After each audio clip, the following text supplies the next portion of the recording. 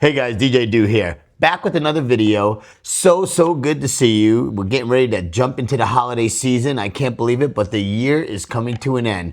Well, a lot of people have been pretty much talking about their favorite controllers of 2025. So I had a chance to use a lot of them, and I own a lot of them, and I figured I'd put my own input in. So here it is, guys, my favorite DJ controllers of 2025. Let's get into it.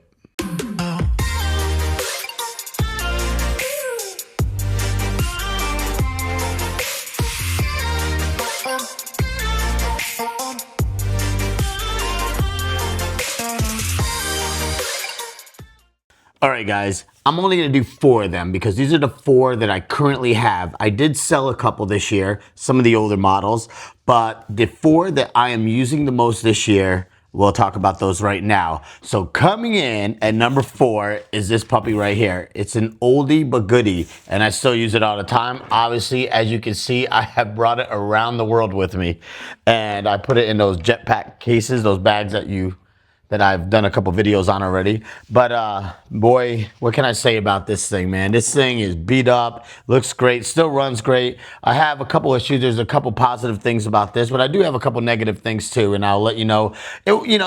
Every controller, nothing is perfect, so I'll just go with that right now. But this is the Pioneer DDJ Rev 7. And what can I say, man? This kind of started it all. This is when I kind of really started taking controllers seriously.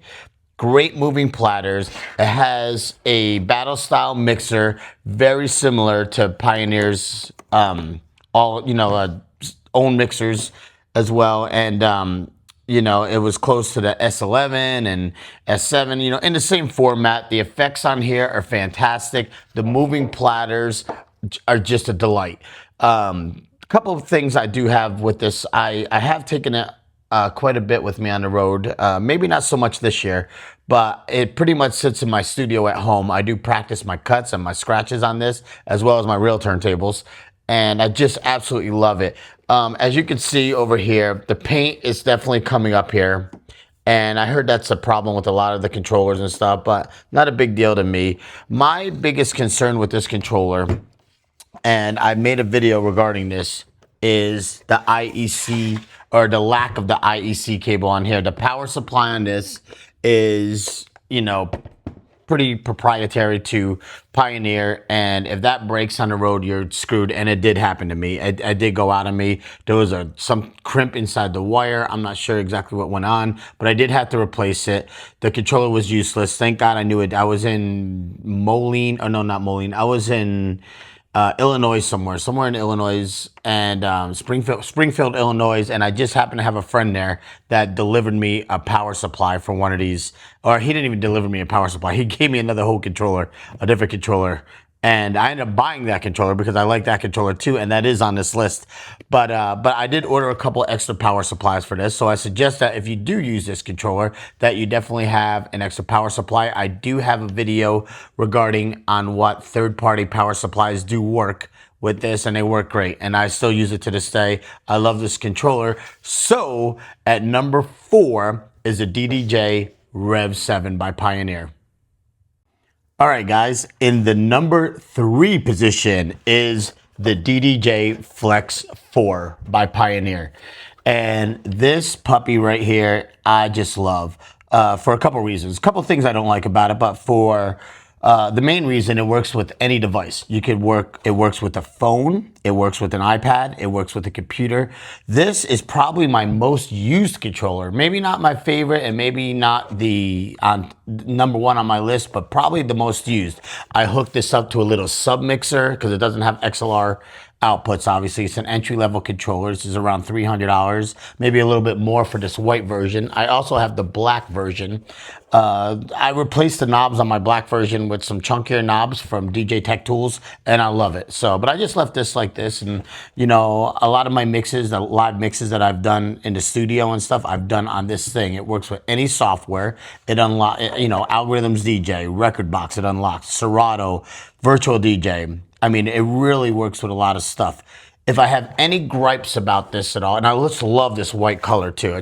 It's so cool, man. I don't know. It's light. It has Bluetooth. It's just, it's so cool. So you can put a microphone on here. It's self-powered by your computer or your device will power this real easy. So my only gripes that I do have about this controller, and maybe on the Mark II they may adjust these couple things. But for one, on the effects, there's a little switch right here for your effects for, for deck 1, deck 2, or master. It's just real small, and I can't really see what's going on. I wish it was a little light there, or a bigger switch, or buttons actually would even be better to kind of tell me where the effects are. The other gripe that I have on it is the fact that on your effects, you can only assign one effect to it. So if you're in Serato, say Serato, whatever's in effects channel 1, this will control. So you can't do like 3 effects at once, and you can't assign different effects. Now it does have this where you can kind of shuffle down. This button will kind of shuffle down the effects, so you can change the effects, but it is only 1 effects at a time. But it's very similar to a standard club layout, on CDJs. So this will kind of get used to the same kind of loop controls on CDJs. So this will definitely get you in the ballpark of learning how to use CDJs. It's a great controller. Like I said, it worked with Virtual DJ, Record Box, Algorithms DJ, Serato. It unlocks those, and it's just it's a really good controller. Another gripe though that I have with this controller is that the only color on here as far as buttons that light up is an orange, and orange essentially, it's bright enough, that's all good and stuff like that, but sometimes I forgot what mode I was in, and I would hit the wrong button on the mode because it was different, it was the same color for everything, and I kind of messed up. Like if I was in stems, you could use stems on this. One thing that you can't do on this is on some of the controllers, you can hit shift and Q, and then you can control stems with with your EQs. You can do that in Algorithms DJ, but you can't do that with Serato, and I'll talk about Serato in another video about the update and what I think about that. But so I would hit like vocals off thinking that it was a hot cue or something like that, and but that's my fault. That's just me being an idiot. But otherwise, I love this controller. Again, this is probably my most used controller as far as like day in and day out. Maybe not what I'm using on the road, but what I use in my normal workflow of my day. I use this all the time, or my black one. I have 2 of them. I love this so much. I have 2. So anyhow, this is the Pioneer DDJ Flex 4, and I love it. So this is number 3. All right, guys, here we are in the number 2 position on my 2025 list of best DJ controllers. This is another Pioneer, and deck savers. Always get deck savers. Always. Oh, these have saved me so many times. But anyhow, my list right here is the Pioneer DDJ Flex 10. And this controller should go into legendary status. This is a controller that works, again, with all softwares. It works with Algorithms DJ, obviously Serato and Record Box, the whole 9 yards. Now, there is some different functions with the different software. So Record Box kind of reacts to this a little different than Serato does. So there's some features. This was really designed for Record Box, I think. And then, but it works with Serato great. It works with Algorithms DJ fantastically. This will also get you close to that club setup. The jog wheels are the same as CDJs, or pretty close. Maybe not the 3000, the new 3000X, but they're pretty close. Or the 3000. I don't know. You leave it in the comments if you could tell me if these are the same jog wheels. But these are mechanical jog wheels. I love these. Love the feel of this controller. Great Magville fader. It has, you can hit shift for stems. Just hit shift and Q, and you can control stems this way. This is. This might be my number 1. I mean, it's close. So it's in between this and one of my other ones. If I have any gripes about this controller at all, and there's not many, I would say is the same thing with the Rev 7. It's the proprietary power supply. I do not like those. And everybody, I've mentioned this in so many videos, but I do use this all the time, and I do just bring this on the road. I love the fact that it's fairly lightweight, and that's a big plus for me. I love the fact that it gives me that club feel. Like I feel like I'm DJing, like I'm on a CDJ system for the most part. The effects are great on this. They're numerous, has great sound color effects. There's so much to love about this controller, and I don't even know if this could be my number one, to be honest. It's a flip, and I don't know, maybe because it's a little older now, not older, but it's it's a couple years now. I think maybe 2 years, and but I just love this controller a lot. If it didn't have that proprietary power supply on here, this would probably be my number one.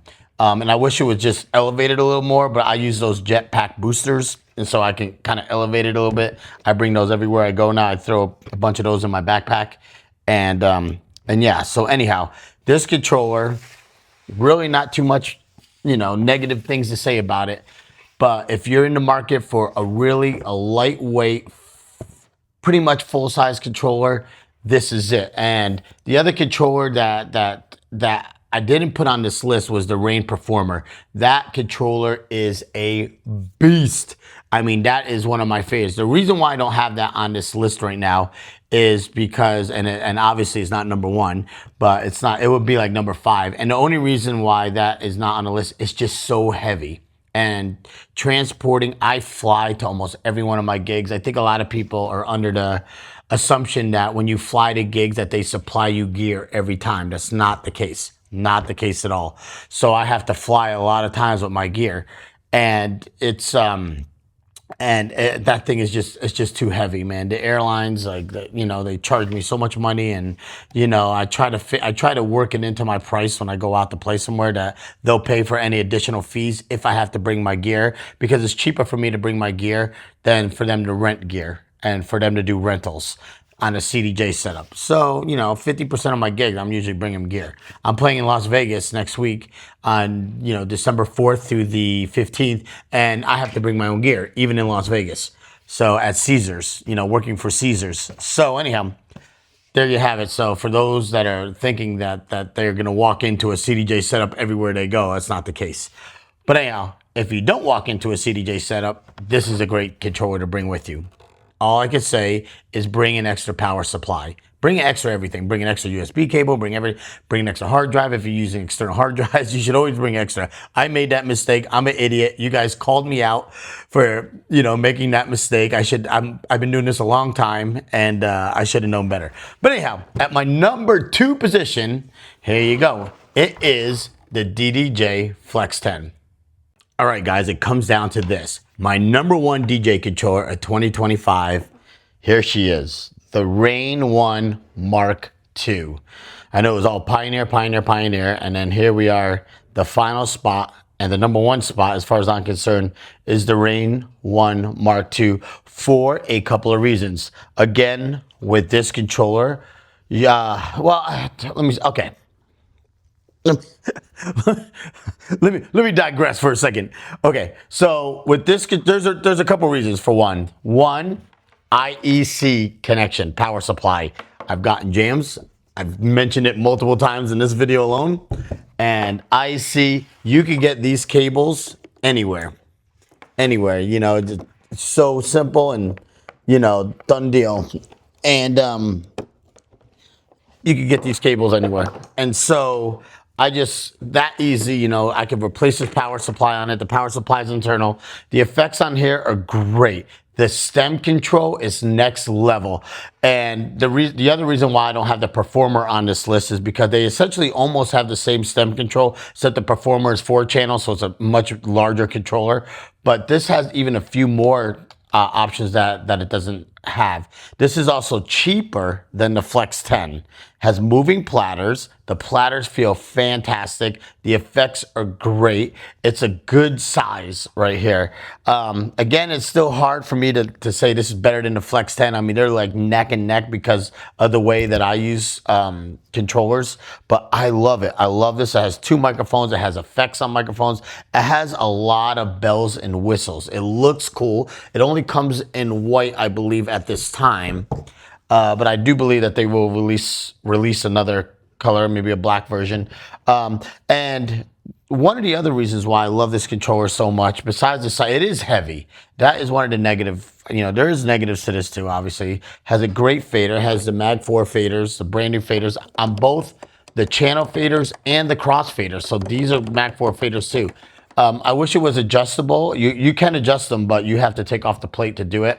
So, unlike the other mechanic or the the jog wheel, the mechanical jog wheels on the Rev 7, those motorized jog wheels on that you can control the tension right on the unit. So you can't do that on here. You have to open up the faceplate, which is, like I said, no controller is perfect, none at all. But I've had a blast using this. I had a blast for its size, for its functionality. It doesn't work with Rekordbox, and this is why I kind of have to say, like, the Flex 10 and this are kind of, it's kind of a crapshoot. Maybe because this is newer, but this does have better stem controls, and I do like the mechanical, or the motorized platters. I do like that a lot. I wish there was a couple things different on this, but all in all, I think they did a great job on this. And for the price, it's cheaper than the Flex 10, like I had mentioned. It's cheaper than, the Big Brother, the Performer. And yeah, there's not much bad I can say about this one either. I would definitely give this one a try, but any of the controllers on this list, you're not going to go wrong with. If you're entry level, don't even think twice. Go get the Flex 4. Go get the Flex 4. Don't even think twice about it. If you can find, the Rev 7 is a little older now. If you could find that controller for a decent price, grab that one, but it is a little older now. And so who knows, there may be a Rev 7 Mark II coming up. I don't know. I don't have any information on that. And, but as far as functionality, for microphones, especially if you're a mobile DJ, if you're a wedding DJ, this isn't the best to travel with either. It may be small, but it's heavy. It's definitely heavy. So there you have it, guys. Anyhow, with that being said, I hope you guys find it in your heart to give me a subscribe. Give me some likes, give me some comments. What's your favorite controller? What are you guys using out there on the road? Are you using anything? Is CDJs and an A9 mixer, are they even worth it anymore? Do you think they're even worth it? Because I'll be quite frank with you, you could do way more with controllers than you can with a CDJ setup. I work on both, so I mean, I know. And yeah, with that being said, I wish you guys a wonderful Thanksgiving and a wonderful holiday and a wonderful New Year if I don't get to talk to you before the New Year's. Busy month coming up for me, and I don't know how many videos I'll be able to crank out, but we'll see. But anyhow, guys, take care of yourself and take care of each other.